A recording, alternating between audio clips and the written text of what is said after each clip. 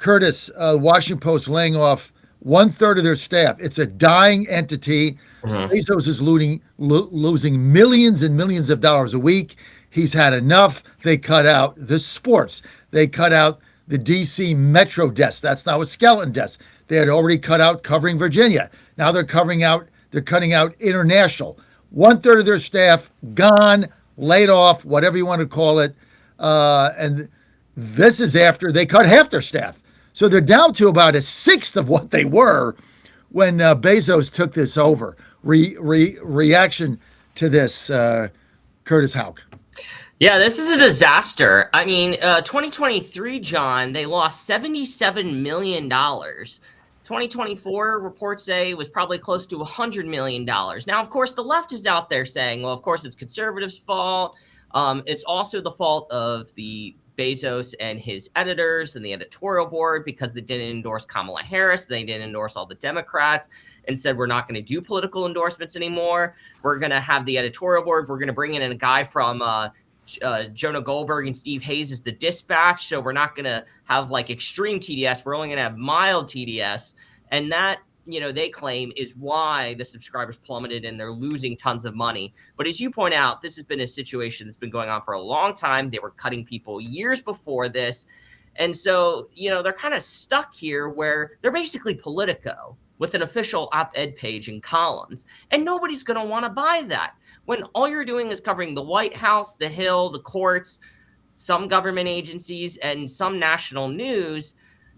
There's really little interest to read it. Yes, there was bias in the local sections, in the sports sections. It kind of annoyed us. Yes, the international news, they cut their entire Middle East. So that includes Israel, Egypt, Saudi Arabia, the UAE, all of those, Iraq, all of those places. And a lot of that coverage was insane. But the coverage that actually put them in this position that turned it off to half the country, their extreme virulent hatred of the president, is staying. So that's kind of an interesting dichotomy that they're stuck in here. So nobody really likes them at this point. And when not even your own base likes you, and obviously conservatives have no reason to support them, you're in a really bad spot financially. And yes, Bezos is the richest man in the world, but I think even if you're losing $100 million a year, even a guy who's a quarter of the way to being a trillionaire, you still look at that and say, why? Well, he got that money because he knows how to run a business. And when you're losing $2 million a week with no end in sight, I mean, there's no end in sight. And you absolutely nailed it. I'm here in DC. Now, I subscribe to it, and I subscribe to it for one reason: Metro DC coverage, which is good. Now they cut that out. So I don't need them. I don't need to read, look, I don't need to read what they're saying about the White House. I'm there every day, but you nailed it. They're becoming an expensive Politico. So they are. Tell me about they are. And Politico is free. So like, why would I pay a dime for these people? It's absolutely worthless. Yeah, tell me about the roads. Tell me about how Bowser in the DC area completely botched the snow removal situation. I mean, tell me about that kind of stuff. Right. That's why I paid for it. That is insane. I mean, they had people on the Metro beat, and look, I live in Ward 2. I'm Ward 2 RNC chairman. I'm running again. I got an event tonight for my election.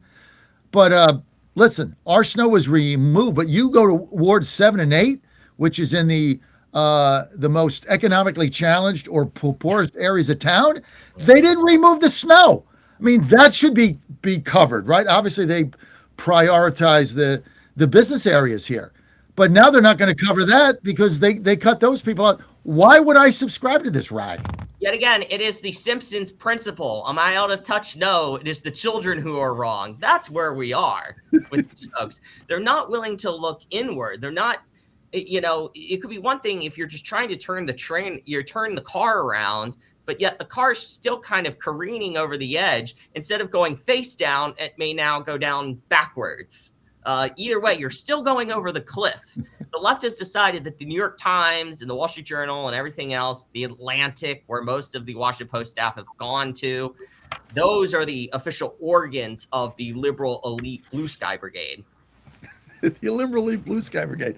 So I did a column on this, guys, yesterday. I don't know if you saw it, but I'm in the presser with Melania Trump yesterday, which is very rare. She very rarely engages with the media, as you guys know.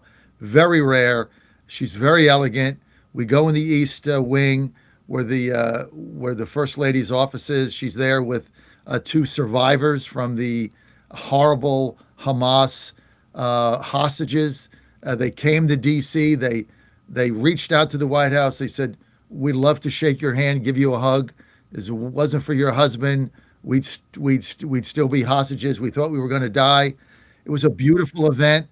They opened it up for questions. Third question in, we get kicked out because Lib-Tard activist Betsy Klein of CNN shouts out a totally inappropriate question about why are you promoting your documentary in a White House official event? Well, she says, I'm not talking about my documentary. I'm here with these people that thought they were going to die and now they're alive and they want to come and give me a hug. That's why we're here. And then the Melania staff ended the press conference and kicked us out. See, this is what we deal with every day, and nobody calls them out. Yeah, no, they don't. They don't. Or if they didn't, they were going to probably ask all kinds of Epstein questions, like Caitlin Collins did the day prior. So, again, it's not what people care about. It's only what they care about. There's no bigger group of self-centered egotists, even more than DC politicians, than the national news media. All right, Houck. Hey, do me a favor. Put in the chat there your email so we can put you on our email list and stay in touch. I want to thank you for, I know you have a heart out, Curtis Houck. He's a managing editor, MRC's News Busters, at Curtis Houck. That's Houck. You can follow him there at Curtis Houck. Curtis, thank you. Put your email in there and I'll let you go.